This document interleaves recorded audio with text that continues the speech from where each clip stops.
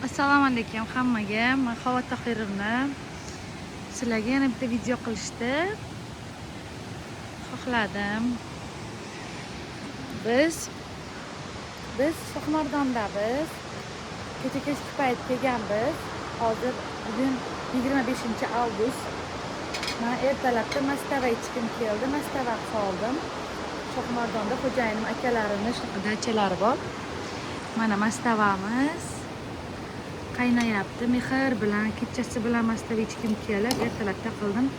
Sal qo'yilib qoptimi? Pishsa yana qo'yiladi. Menimcha suv quyish kerak. Hozir suv qo'yaman bunga. Mana qaynagan suv bor ekan. Bismillah. Bo'ladi. Ha, yaxshi endi.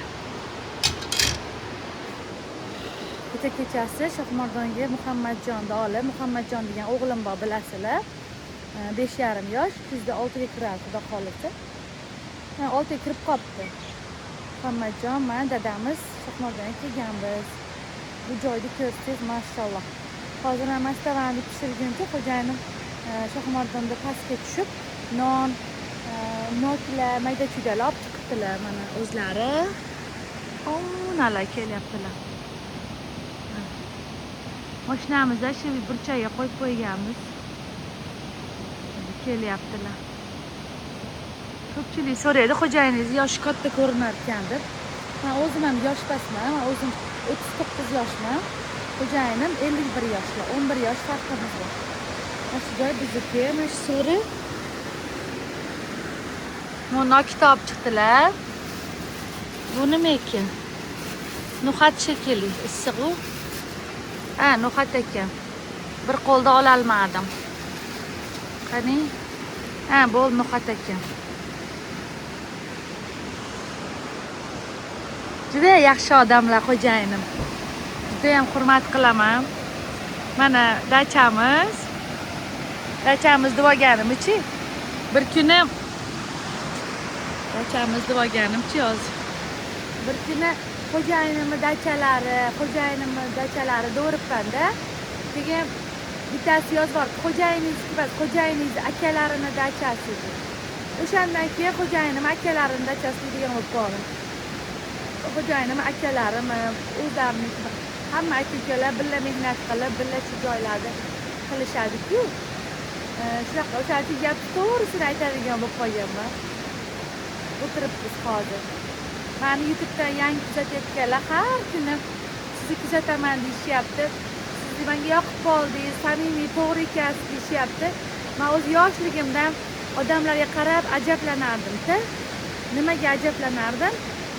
O'zi yashash tarzi xuddi biznikidaqa oddiy bo'lsa, o'zi ham bitta oddiy ota-onani bolasi bo'lsa, nimaga unaqa o'zidan hali olifdani yasab oladi deb hayron bo'lardim-da. Keyin ular bilan necha gaplashsangiz, ichini bilsangiz, aslida to'g'ri sodda bitta odam, lekin tashqi ko'rinishga maska kiyib olardi. Ichki hissiyotlarni bildirmaydigan qobiqlarim olardi. Men o'shalardan ibrat olib, hech qachon tashqi ko'rinishimga maska kiymasdim. Ya'ni asling kabi bo'l. Ichim qanaqa bo'lsa, tashqim shunaqa bo'lishini istaganman va har doim odamlar bilan xuddi shunaqa muomala qilganman. O'shuning uchun meni ko'pchilik ichi ham tashi ham bir xil ekan, yoqib qoldi menga deyishaveradi. Payg'ambar alayhisalom aytganlar, yerdagi yaxshilaringiz osmondagi zotning nazdida ham yaxshidir deganlar. Ilohim hammamiz Xudoyim yaxshilar qatoriga qo'shsin. Kecha-kechki payt yo'lga chiqqanmiz. Qachon tug'arkinman deb ko'chaga ham chiqmay o'tirdik xo'jayinim bilan. O'zi Shohmardonga tez-tez kelib turardik. Qachon tug'arkinman deb chiqmayotgandik. Oxiri kecha zerikib ketdim. Yuring dadasi, borib aylanib kelaylik, bir kun bo'lsa ham kirib kelaylik Shohmardonga deb yo'lga chiqdik.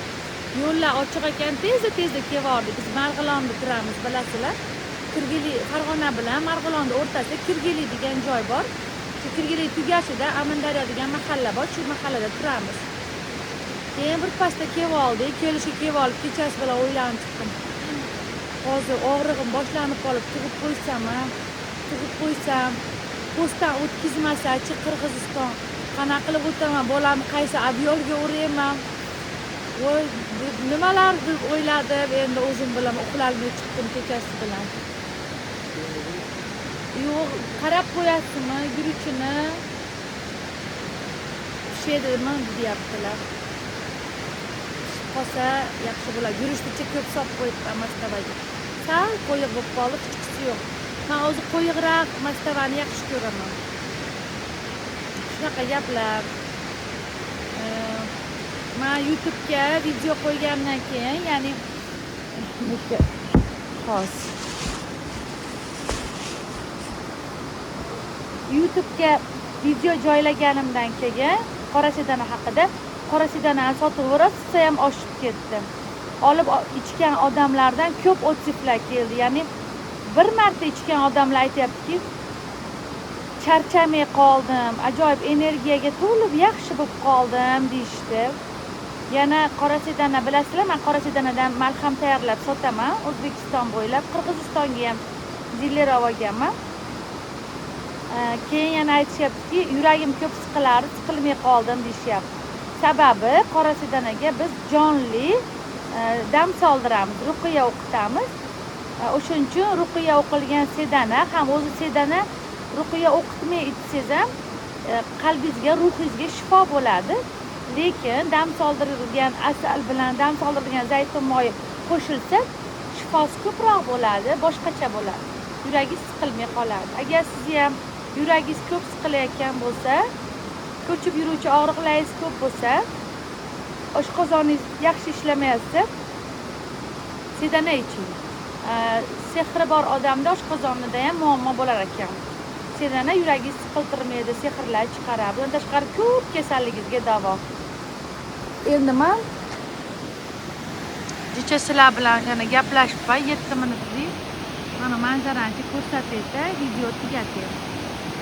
Aytgancha bu haqda keyin aytaman.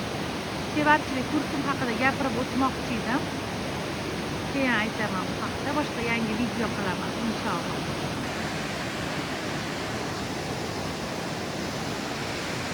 Sog' bo'linglar, meni kuzatishda davom etinglar. Men Havo Tohirovna, 39 yoshli tadbirkor ayolman. Shaxsiy bloglarimni yuritaman. Instagramda 230 mingta obunachim bor, Telegramda 57 mingta obunachim bor va YouTube'da bugun 14 mingta bo'libmiz. Tabriklaylar. Sog' bo'linglar, meni kuzatishda davom etinglar. Yangi videolar qo'yaman sizlarga.